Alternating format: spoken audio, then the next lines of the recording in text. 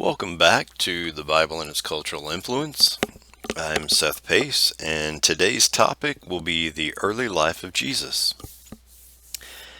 It is surprising how much information we have on the first century, taken mainly from different historians, both Roman and Jewish.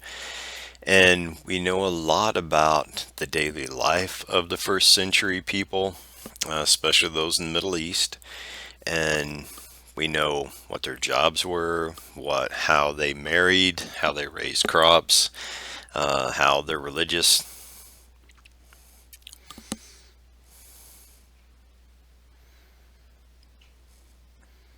services were performed. We know a great deal, and which is really nice because normally what I've noticed happens is that people tend to look at things in a very sterile atmosphere. So when we're looking at the canon of scriptures, we tend not to think about it how they all intertwine.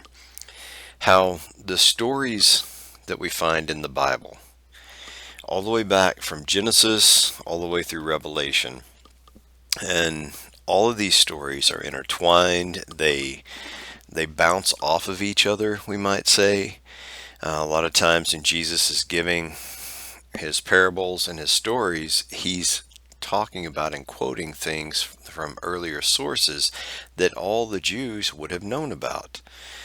If you want to find an incredibly informative source on this, you can, of course, watch or listen to anything by Ray Vanderlyn or read any books by Don Finto, or go back to, I think, the one who kind of started it all, which is Zola Levitt on his PBS station in the show. I don't remember the name of the show. Back on PBS and in the late 70s, early 80s.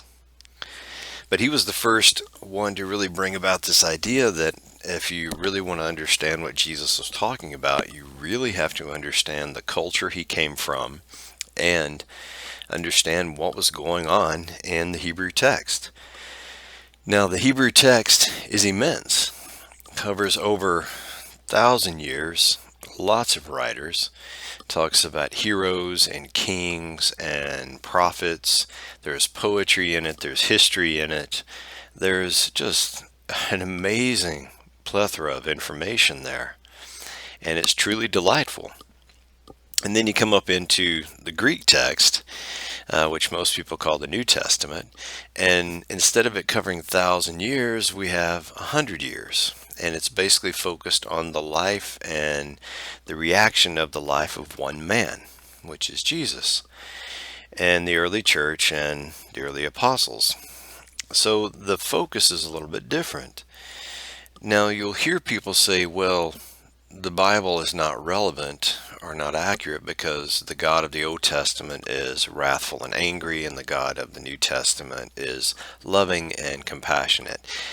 Well, that's basically a charge I hear from people who haven't read the Bible a lot. When you start to read the Bible all the way through, and you start to see how all of these things connect and how it is an incredibly complicated spider web. It is not isolated text set side by side. And you start to see that God is compassionate and loving and wrathful, can be wrathful in the Hebrew text. And, well, hey, the same thing can be said in the Greek text. You just haven't read a lot of it. So he is consistent. Now, our lack of understanding, and especially I think our chronological snobbery that we tend to have, that we know best and we don't really think about how all this stuff ties together. And we're going to kind of look at that when we're dealing with the early life of Jesus. So let's go ahead and get started. Now, as far as texts that talk about the early life of Jesus, we only have a very limited amount of information from the gospel. We do have some stories that come from the apocryphal writings. And in an earlier lecture in the semester, I'll try to get around to doing it for this channel as well. But in an earlier lecture, we talked about the deuterocanonical text and the apocryphal text, and how all of this brings up stuff and stories and instances that are not included in the canon of Scripture.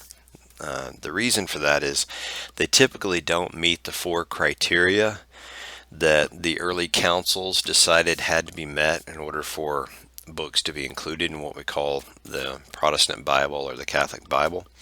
Now, the Catholic and Orthodox texts do have apocryphal sections, which the Protestant Bible doesn't have. And that's where we do pull a couple of these stories of Jesus's childhood. Now, the stuff that I'm pulling from for this lecture is pretty much straight up cultural. So it's information that we've gleaned from other historians and things as to what Jesus was probably doing, what his life was like. Now, when we're dealing with the gospel, we have the 4 gospel writers. 3 of them are synoptic, and the term synoptic means of one vision or one eye, and that is Matthew, Mark, and Luke. And then we have the book of John. Now, I love talking about the Gospels and the audience and the focal point of the Gospels, because this kind of helps people understand. If you can understand the Gospels points, then you can understand a lot of what the other writers in Scripture are doing. Now, each of the Gospel writers has a different audience, and because of this, they focus on different things. And this causes confusion for some people, because they'll look at the Gospels and they'll be like, well, the Gospels don't match up. There's, you have some stories mentioned in Matthew that are not mentioned in Mark. And so the Gospels don't match, so why do I need to give validity to any of Scripture? Well, that's an incredibly myopic and simplistic view. Okay? If you want to see a parallel on how the Gospels line up, one of the best sources for this is an old book called The Harmony of the Gospels for students of the life of Christ, and it was put together by Dr. Robertson, who had a huge long list of letters after his name. If I remember correctly, I don't have it in front of me now, but I think he was a doctor of literature as well as a doctor of divinity, and had some other letters after that. Very intelligent man. But he sat down and laid all the Gospels out side by side so you can actually see how they sync up. Now, like I said, John is its own thing. John is not a synoptic gospel. He is dealing with advanced philosophy and Greek thought. So kind of save him for the end. He also was written last. But when you're looking at Matthew, Mark, and Luke, there are some similarities between them, as you see up here on the 2-source hypothesis slide. Mark is the one written earliest. Mark's audience, we believe, are the Roman Christians. So, because of that, Mark doesn't deal with a lot of the things that Matthew and Luke do. Mark jumps straight in with exorcism, miracles, lots and lots of action, and authority. Jesus' authority. And he doesn't focus on a genealogy. He doesn't focus on the childhood of Jesus. Mark goes straight right at the baptism of Jesus, and here we go with the ministry. And that's what a lot of people know of the life of Jesus, is that 3-year period of his ministry. Now, we know, when you're looking at this slide, we know that Matthew and Luke have similar texts that look like they parallel Mark. Okay, that's fine. Mark was written first. Matthew and Luke are written a few decades later. And then we have the Q. We know that Matthew and Luke have other sources that don't match Mark but are very similar. So we assume that there is another source that we refer to as the Q. And we don't have a source known as the Q now. There's not a text that we can actually sit down and look at and go, this is the Q. This is just a placeholder name indicating that there probably were other notes out there that the apostles used when they were putting down their remembrances of the life of Jesus on written form. Not papyrus, it could be a lot of different things. Blah, blah, blah, blah, blah. Let's clear this out right here. So because of the different audiences, Matthew is focusing on teaching the people what Jesus was like as far as meeting the criteria for Judaism. Luke is not. Luke's focal point, as a Greek physician, he was sent out probably by his patron, Theophilus, to gather all this information together about the life of this incredible man named Jesus and bring it back and present it to his patron. So his focus is a little bit different. He's trying to create the best and most complete biography of the life of Jesus, is what Luke is doing. Matthew's trying to indicate this is how Jesus completes the prophecies of the Messiah. And Matthew focuses a lot on the events in Jesus' life, the feasts, the festivals, how Jesus completed and did the things that he was supposed to as a good Jewish rabbi. Now, as you see, Luke is sometimes referred to as the biological or the Mary genealogy, which is pretty neat. And then Matthew, of course, is going to go back and talk about the Jewish aspect of the genealogy of Jesus. And they're a little different because in Matthew it goes all the way back to, as you see there, it goes Abraham to Jesse, David to Babylonian exile, and then exile to Jesus. So it's broken up into 14 generation sections, which is very symbolic to the Jewish mindset. And that's what Matthew is dealing with. And you also notice there that he includes 4 women, which is incredibly rare in the ancient world. The mention of women is not done a lot in Scripture. You do have a couple of cases in the Exodus where the daughters come up and they talk to Moses about their inheritance. You have the story of Job and Job's daughters, and how they were given inheritance and claimed to be incredibly beautiful and wise women. It's pretty rare that women are included, and especially with a case like this when you're dealing with a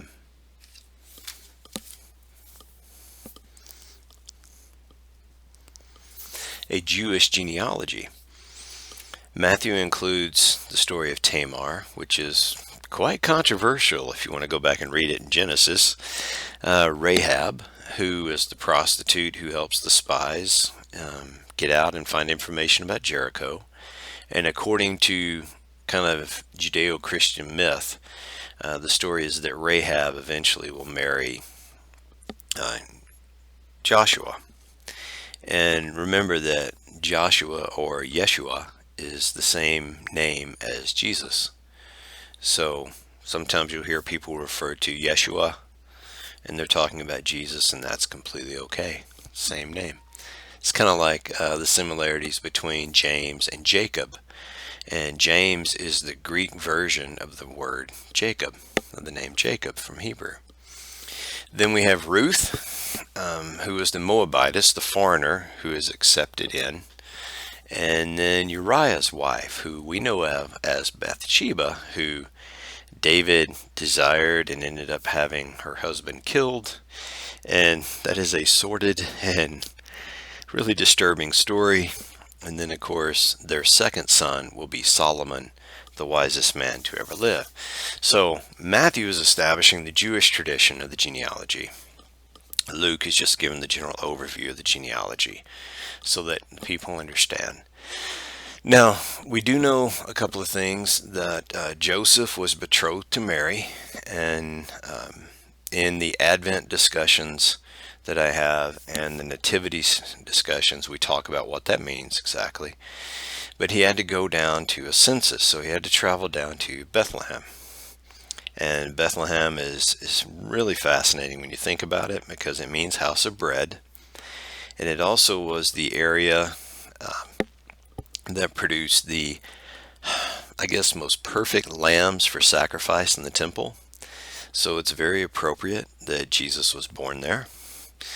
And when you're looking at first century houses, because this does tie into where Jesus was born in his early life, this is actually a very nice house. This would be an estate for a government official or a merchant who had quite a bit of money. It's pretty nice.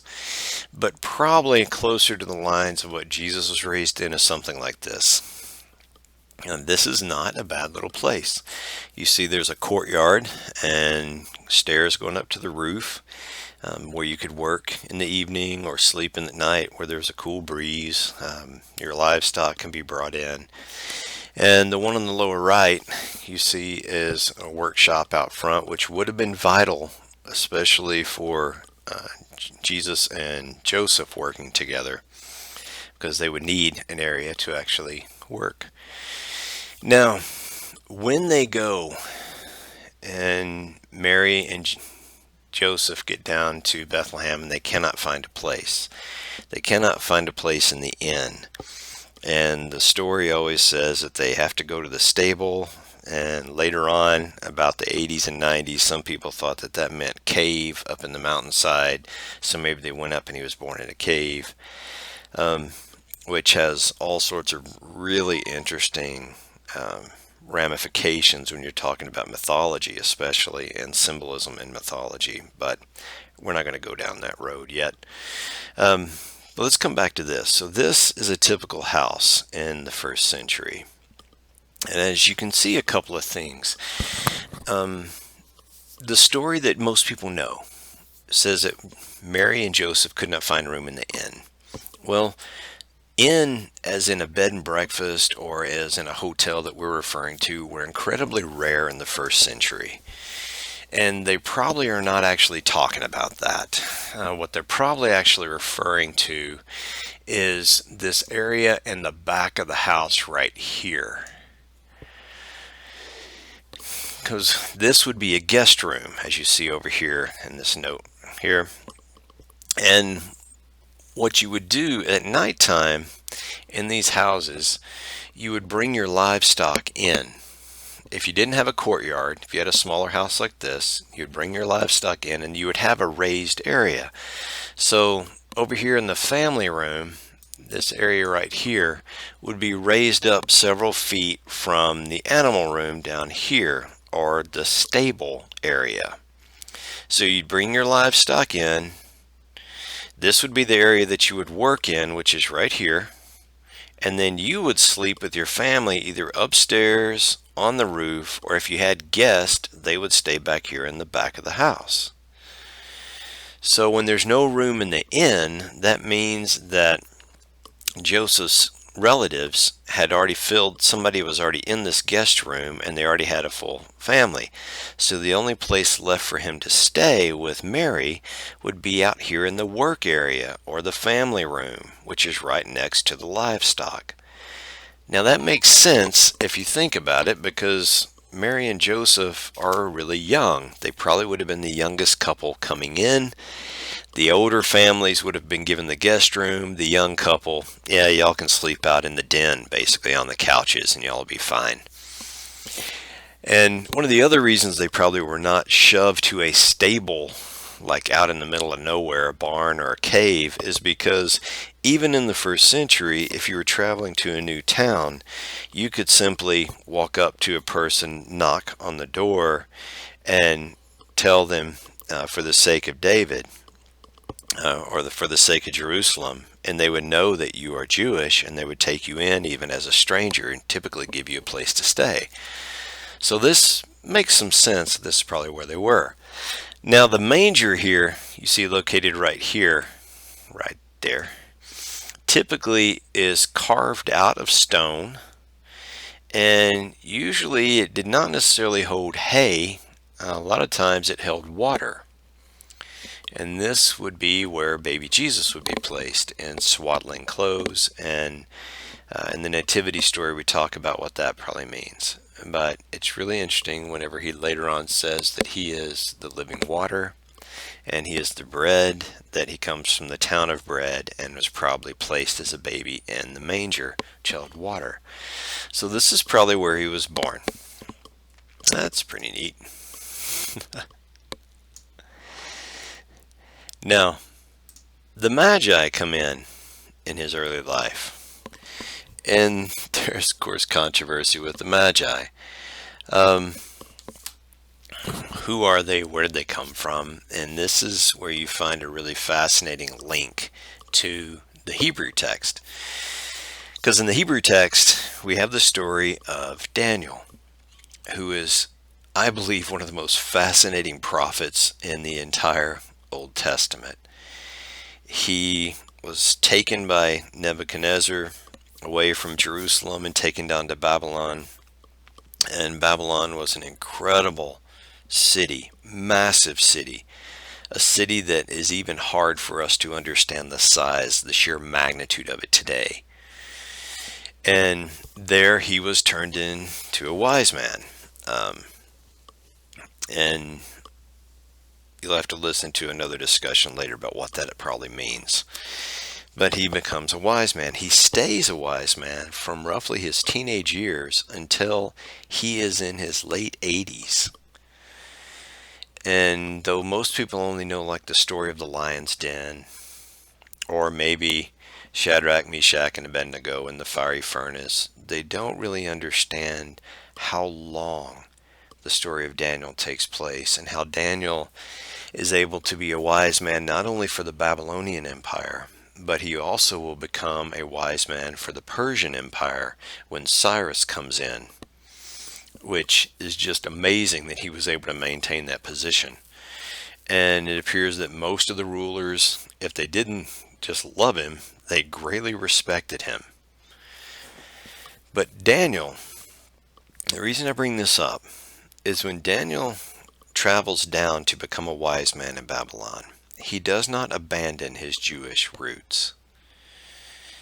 He would have been a very wealthy scholar, and it is highly likely he took a Torah, took the writings in the Hebrew down with him to put into the collection if they didn't already have them. The reason that's important is when we get to the discussion of who are the Magi, who are these guys that show up to talk to infant Jesus?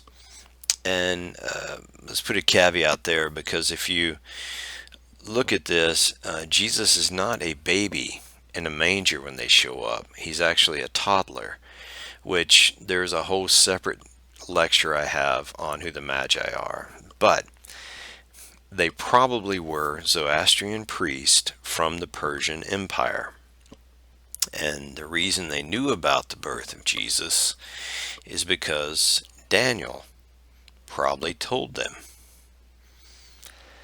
So if you don't know that Daniel was taken captive and moved down to the Babylonian Empire roughly 400 years earlier, 450 years earlier, and becomes the head wise man of one of the largest empires that has ever existed and most powerful empires, then you don't understand why the wise men knew about Jesus. Again, it's really interesting how it all kind of ties together. The wise men show up. Of course, you should know the story. King Herod wants to get rid of Jesus because he's afraid he's going to take over his empire, and so the wise men eventually go down to find Jesus, and they offer him gold, frankincense, and myrrh, which are very symbolic, and then they're told in a dream to leave by another route and go back home. Well, then we have this horrible thing take place known as the slaughter of the innocents. And this is where when Herod finds out that the wise men have left and not come back and told him where Jesus is, then he gathers his scholars and they tell him roughly the location around Bethlehem where Jesus is supposed to be born. And He sends his soldiers down there and kills everybody from 2 years, all the boys from 2 years of old and younger. And this is the slaughter of the innocents. But before that can take place, an angel tells Joseph, take Mary and the child and go to Egypt, because every time you have to flee the Holy Land because of drought or persecution, usually in Scripture, you go down to Egypt. They stay there for a couple of years, and some have wondered, well, how did they look after themselves? How did they pay for things? Well, the wise men had just given them gold, frankincense, and myrrh, three of the most valuable things in the ancient world. It probably would have been fairly easy to live off that for a while. Plus, Joseph was also a skilled carpenter. Now, let's talk about that. Eventually, they're going to go back, and instead of stopping at the normal location, they head up into Nazareth, and we're going to talk about that for a second. But Joseph knew carpentry, and because of that, he's going to teach Jesus carpentry. And Jesus is probably going to help Joseph for a long period of time at this. Remember, traditionally, one of the things that people have wondered is, why did Jesus wait till he was 30, roughly, before he started his ministry? And we know that because of Jewish tradition, a young man was not allowed to branch off on a new venture or a new occupation until he was 30. He had roughly some sort of ceremony like a bar mitzvah around 13. And if he had a particular knowledge base and was gifted in memorizing scripture or interpreting scripture, then he would go more the rabbi route. If not, then he would become an apprentice, full-time apprentice to his father or family, learn their trade, and then at 30 he was given an opportunity to either stay with the trade, family trade, or you could start a brand new occupation. And of course, most people are going to stay with their family trade because they've just spent 17 years being an apprentice and they don't want to start over. So Jesus had to wait to 30. Plus, he was also looking after everything. We know that Jesus had 4 brothers and at least 2 sisters. We know that because sisters is plural. He may have had more than that. So Jesus is the oldest sibling of 7 at least. So he had to look after his half brothers and sisters and Mary, because Joseph, we're not sure what happens. Most likely he probably died. Carpentry was not a very safe occupation.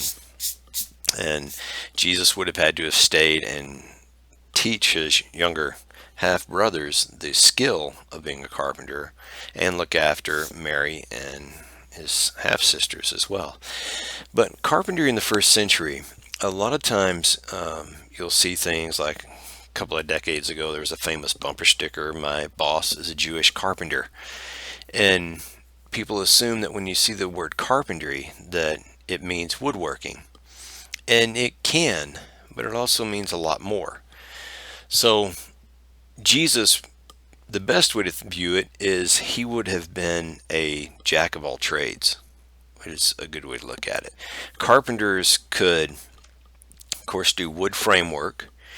They can make yoke for oxen. They knew how to do their own blacksmithing, blah, blah, blah, blah.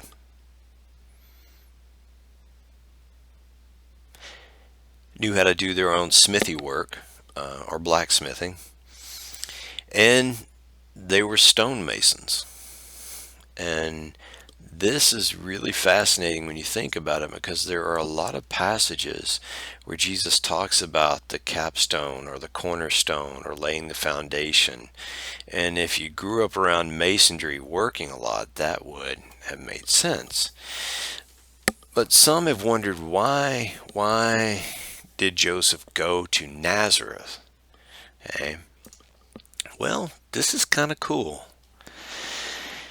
Back in about the time that Jesus is born, there started a rebuilding process in this city called Sepphoris, which you can see is right here. Nazareth is right there. So it's about a 4 mile walk between the two. Okay.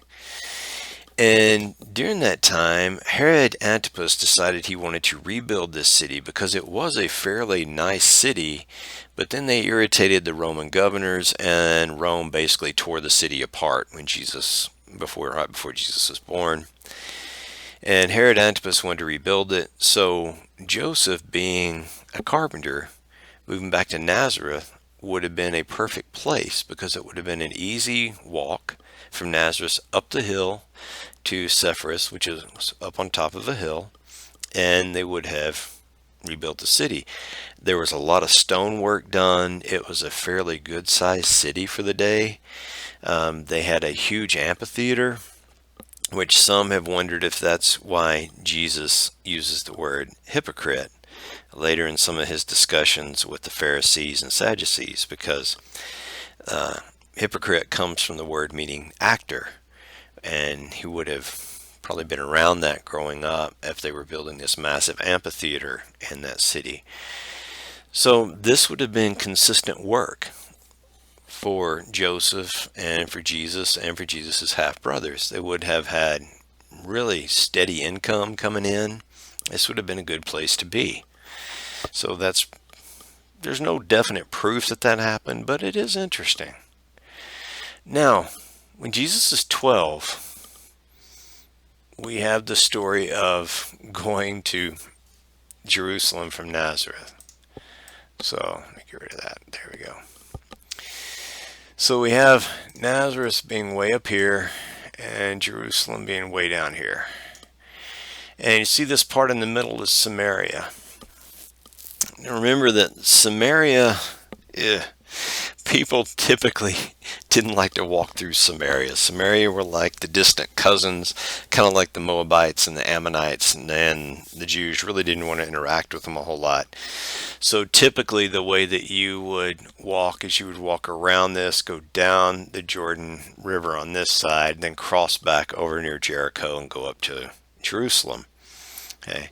Though this was would have taken about 3 days walking roughly, depending.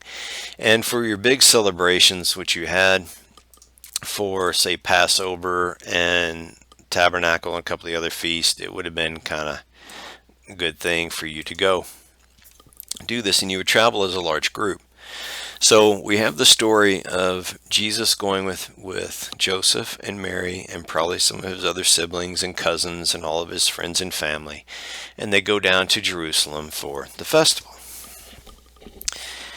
And when they're there and done, they start back home. Now, Jesus is 12. His rite of passage is coming up. He's old enough to be pretty much on his own. So Mary and Joseph probably assumed he was with cousins or with the group, and they start walking back to Nazareth. And after a while, they notice he's not with them, so they start looking through all their friends. They can't find him. They go back to Jerusalem. And it says that they look for 3 days before they find him in the temple. Okay. Now, as I point out to my students a lot, if you ever think you're having trouble as a parent, remember that Joseph and Mary lost Jesus for 3 days. Just keep that in mind, and you'll realize that you're probably doing an okay job as a parent. It's all right. In the temple, though, when they found him, it said that the teachers had been listening to him and were astounded by the questions that he asked and the things the boy knew. Now this is where we're going to kind of wrap it up today, but this is a point that I think is really interesting, because who was there listening to him?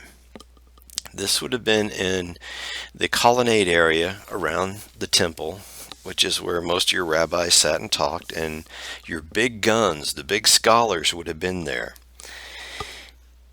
And they would have been listening to him. And then, of course, Jesus gets up and leaves and goes home, and you can read the rest of the story there. But I've often wondered if Gamaliel, who is one of the leading scholars of the day, he eventually is going to teach one of the best young men whose name is Saul, who, when he has his conversion, will become Paul. And Gamaliel was a known scholar, and his grandfather, who is Hillel, was also a known scholar. And I wonder, and it's highly probable, I believe, that they were both in the temple listening to this young man talk. Now, later on, we're going to have the apostles get in trouble. After Jesus has died and been resurrected, the apostles get in trouble. And Gamaliel, if I remember correctly, stands up and tells the Sadducees, you don't need to criticize these guys. If they're from God, then you can't stop them. If they're not from God, then they're going to fail. And it's just kind of interesting because we don't often think about the ties to everyone's lives. How the men that trained Paul probably heard Jesus when he was a boy.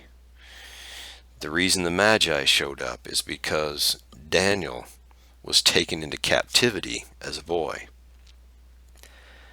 Again, all of these aspects of Scripture are fascinating how they intertwine. I know that was a little bit of a long lecture today. I talked quite a bit. Thank you for listening. If you have any comments, you can email me or list them in the comment section. And thank y'all and shalom.